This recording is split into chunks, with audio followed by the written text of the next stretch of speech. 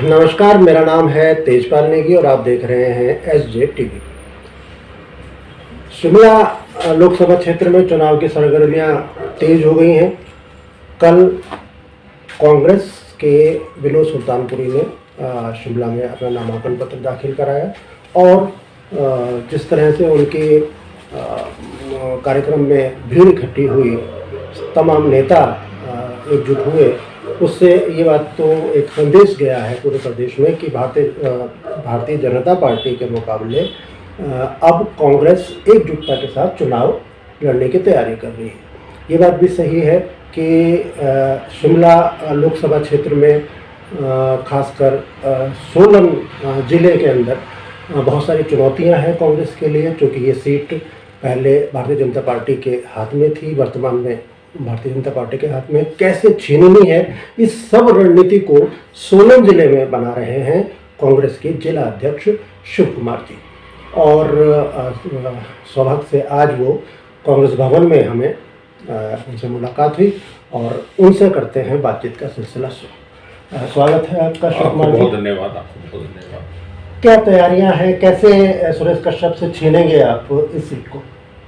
सबसे पहले तो मैं आप लोगों का आभार व्यक्त करूंगा कि मीडिया के द्वारा जो है, मीडिया का जमाना है, मीडिया के द्वारा जो संदेश लोगों के बीच जाता है उसके लिए आप लोग हमारी भरपूर मदद कर रहे हैं, आपका बहुत धन्यवाद। जहां तक चुनाव की बात है, हम अपना जो हमारे उम्मीदवार है, नौजवान उम्मीदवार है, नवयुवक है और अभी विधायक भी है, और जो भाजपा के उम्मीदवार हैं, ये लोगों के आजमाए हुए उम्मीदवार है। इनका पता है कि इन्होंने क्या इनकी कारगुजारियां रही।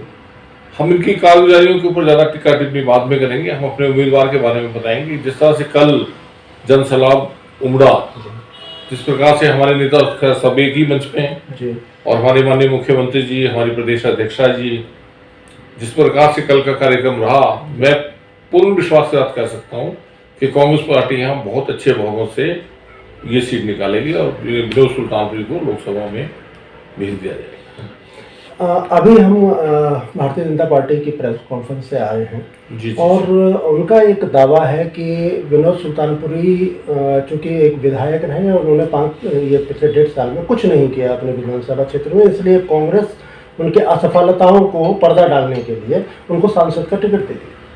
अच्छा होता भाजपा हमारी असफलताओं को ना गिनते हुए जो उनके उम्मीदवार की असफलताएं 5 साल में रही है, इसको तो 1.5 साल मिला और 1.5 साल में आपदा के समय में इसने कितना काम किया वो जनता जवाब देगी। भाजपा का तो मुख्य रूप से जो जितना बोल सकते हैं बोलने में विश्वास रखते हैं, करने में नहीं। उनको अपने उम्मीदवार के बारे में बताना चाहिए कि वो 5 साल में उनकी क्या कामयाबी रही, क्या उपलब्धियां रही। मैं ज्यादा पीछे नहीं ले जाऊंगा। अभी जब आपदा का समय था तो ये हमारे जो लोकसभा के सांसद जी हैं, ये कहीं दिखाई नहीं दी।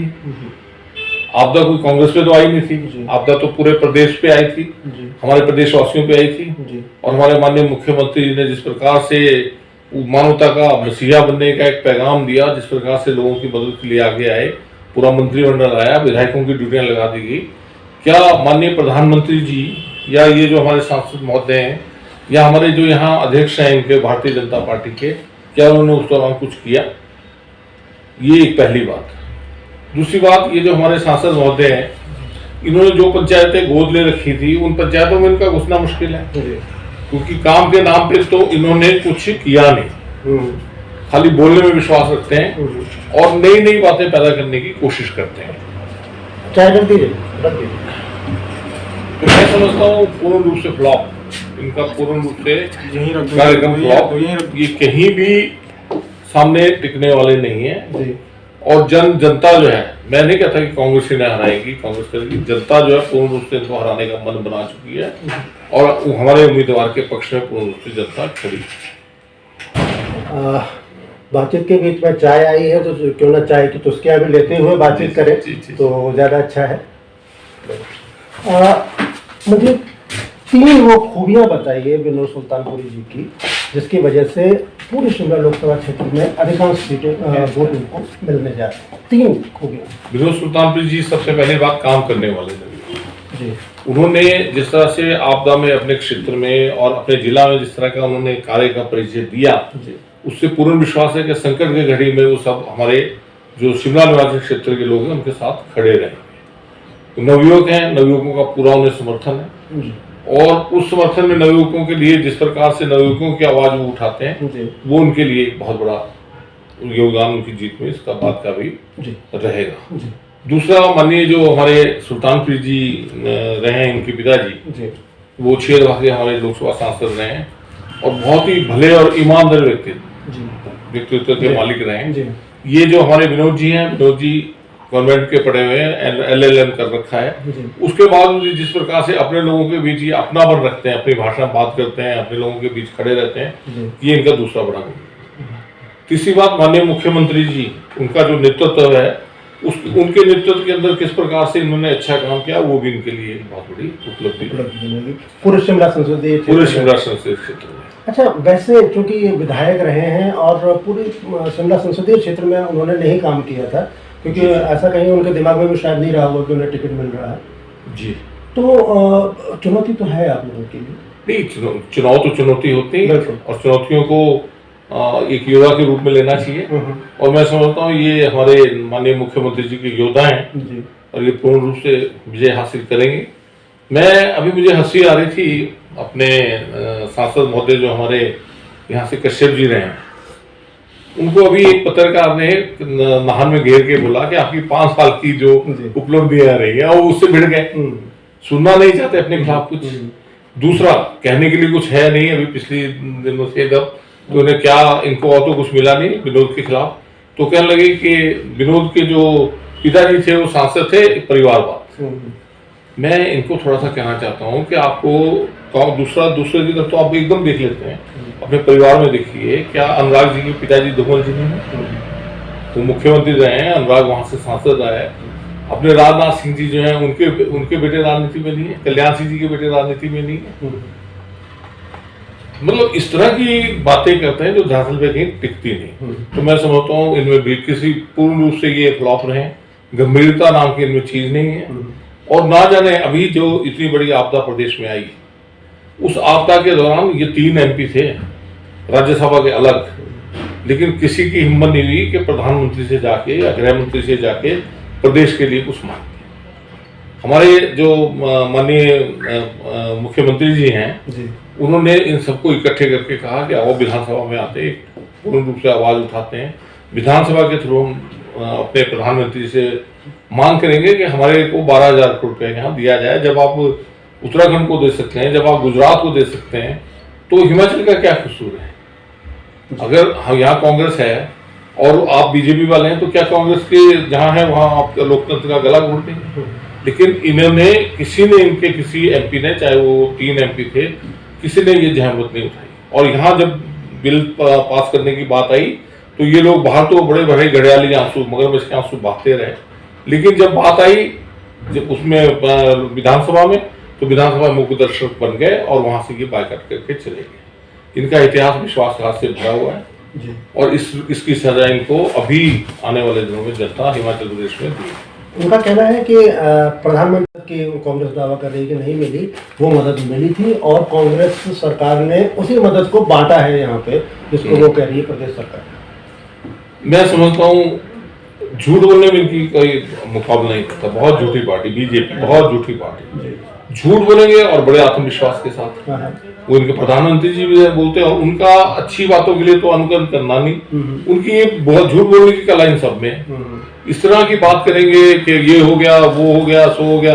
आप अगर ऐसा है तो आप रखिए ना सामने कि कितनी मदद दी प्रधानमंत्री ने। प्रधानमंत्री ने तो खुद आने की जहमत नहीं उठाई, उनके गृह मंत्री तक नहीं आए।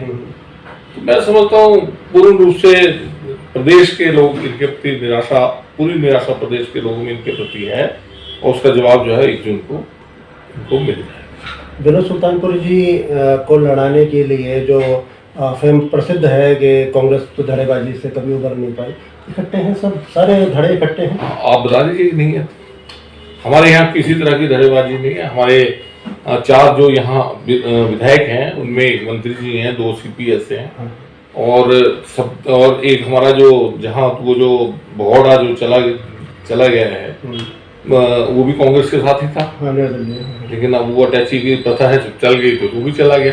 तो मेरे कहने का मतलब हमारा यहाँ सोलन जिला में किसी तरह की धड़ेबाजी नहीं। अच्छा, पूर्ण रूप से सोलन जिला से हम अधिक से अधिक बहुमत से इस सीट को निकालेंगे। कार्यकर्ता गांवों में पहुंच गए हैं हमारे जो, हाँ बिल्कुल, हमारे कार्यकर्ताओं का जो है वो हमने कोई 20 दिन पहले ही ये कार्यक्रम शुरू कर दिया था। और जैसे जैसे मटेरियल आया, कल जैसे पिछले कल उन्होंने नामांकन पत्र भरा, कल के बाद तो और तेजी से, जैसे कल भी प्रोग्राम है, परसों भी प्रोग्राम है मंत्री जी के और उनके अपने यहाँ के जो सांसद के हमारे उम्मीदवार हैं। कल नालागढ़ में भी हमारे उप मुख्यमंत्री जी आ रहे हैं और माननीय मुख्यमंत्री जी 19 तारीख को उनका प्रस्तावित दौरा बना है, वो यहाँ एक पब्लिक मीटिंग यहाँ करेंगे और जनता के बीच अपील करेंगे, जनता से वोट मांगेंगे, तो यहाँ भी ये करेंगे और बद्दी में भी उनका दूसरा कार्यक्रम होगा। पूर्ण रूप से कांग्रेस जो है वो धरातल पे जमीन पे काम कर रही है। सोलन के कांग्रेस भवन में आप दोपहर के समय चुनाव की पीक पे जब चल रहा है प्रचार तब बैठे, ये कोई योजना है, कोई कार्यक्रम है क्या? नहीं, ये जो ऑफिस है इसमें मैं लगातार बैठता हूँ। अच्छा, हफ्ते में 2 दिन तो यहाँ बैठने की कोशिश करते हैं। इसके ऊपर हमारा बैठक का है, उसके ऊपर हमारा गेस्ट हाउस है और यहाँ पूर्ण रूप से आते हैं और कांग्रेस की जो भी गतिविधियां हैं यहीं से ही चलाते हैं। अच्छा, जो ग्रामीण क्षेत्रों में जो आपके कार्यकर्ता हैं उन वो काम कर रहे हैं, मॉनिटरिंग करने के लिए क्या सिस्टम रखा है आपने? हमने जो मॉनिटरिंग के लिए हमने जोन बनाए हैं जी, यहाँ 6 जोन बना रखे हैं इस कंस्टिट्यूंसी में। ऐसे ही जो